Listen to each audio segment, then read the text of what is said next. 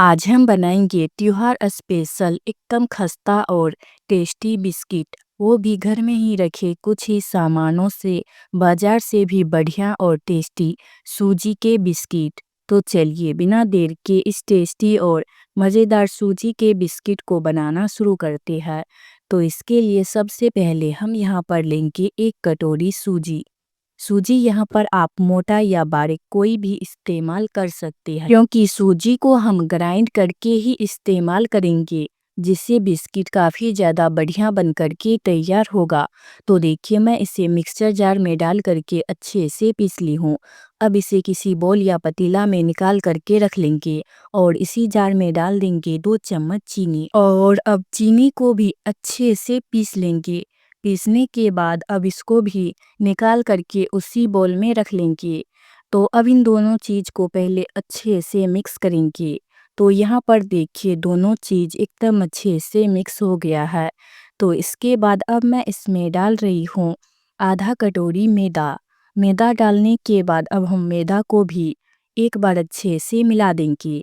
तो सारी चीज़ को पहले हम डाल करके अच्छे से मिक्स करेंगे। तो मैदा डालने के बाद अब मैं इस बिस्किट को टेस्टी बनाने के लिए इसमें डाल रही हूँ एक सीक्रेट चीज़। तो वो है 2 चम्मच बेसन, क्योंकि बेसन डालने से बिस्किट खाने में काफ़ी ज़्यादा टेस्टी लगता है। तो बेसन डालकर इसे अच्छे से मिला लेंगे और इसके बाद अब हम बिस्कुट को खस्ता बनाने के लिए इसमें डालेंगे 1 बड़ा चम्मच घी, क्योंकि आटे में घी डालने से बिस्किट एकदम हल्का और खस्ता बन करके तैयार होता है। तो घी डालने के बाद आटे को मसलते हुए 1 मिनट तक मिला लेंगे। तो देखिए अब यहाँ पर आटे में एकदम अच्छे से मोयम लग गया है। तो अब हम इसका डो बनाने के लिए यहाँ पर दूध का इस्तेमाल करेंगे। तो दूध मैं यहाँ पर उबला हुआ ले रही हूँ। तो इसमें थोड़ा थोड़ा करते हुए दूध डालेंगे और आटे का एकदम नॉर्मल सा डो बना करके तैयार कर लेंगे। तो देखिए बिल्कुल इस तरीके से। तो अब हम डो को 2 मिनट के लिए रेस्ट पर छोड़ देंगे। इसके बाद अब हम वापस से डो लेंगे और इसमें से थोड़ा सा हिस्सा तोड़ करके निकाल लेंगे। इसके बाद अब हम इस आटे के टुकड़ा को हाथ पर ही घुमाते हुए पहले अच्छे से चिकना करेंगे। चिकना करने के बाद अब हम इसको पहले बढ़िया से रोल करेंगे। इसके बाद अब इसके सेंटर में हल्का सा दबा देंगे। तो जब आप इसको हल्का सा दबाइएगा तो ये इस तरीके से चपटा हो जाएगा और इसे बनाने के लिए आपको साँचे का भी ज़रूरत नहीं पड़ेगा। तो इसी तरीके से सारे बिस्किट बना करके तैयार कर लेंगे। तो चलिए अब हम इन बिस्कुट को फटाफट से फ्राई कर लेते हैं। तो फ्राई करने के लिए सबसे पहले चूल्हे पर कोई कढ़ाई रख देंगे और कढ़ाई में तेल डाल देंगे।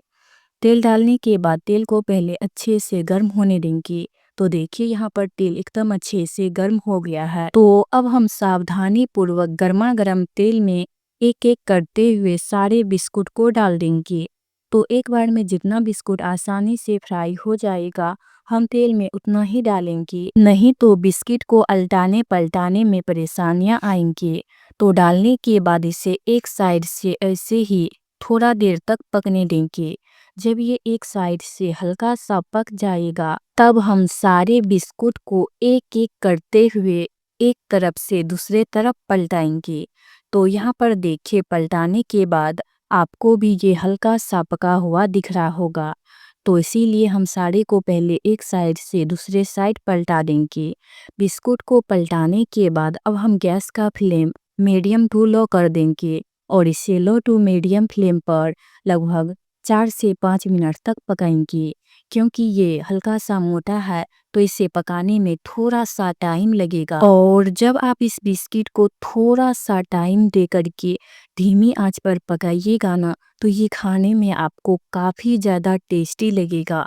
तो अब यहाँ पर देखिए सारे बिस्किट एकदम अच्छे से पका हुआ दिख रहा होगा। और दूसरी बात आपको बिस्किट के ऊपर लंबी लंबी सी काफ़ी ज़्यादा क्रैक्स भी दिखाई दे रहा होगा, जिससे आपको पता चल जाएगा कि बिस्किट एकदम अच्छे से अंदर तक पक गया है। तो चलिए अब हम इन बिस्किट को फटाफट से छान करके निकाल लेते हैं। तो अब हम यहाँ पर एक छकनी लेंगे और सारे बिस्किट को छान करके निकाल लेंगे। तो देखिए बिल्कुल इस तरीके से। तो इसी तरीके से बचे हुए बिस्किट को भी तेल में डाल करके अच्छे से फ्राई कर लेंगे। तो चलिए अब मैं आप लोगों को एक बिस्किट तोड़ करके भी दिखा रही हूँ। तो ये देखिए बाहर से एकदम खस्ता और अंदर से एकदम हल्का बन करके तैयार हुआ है।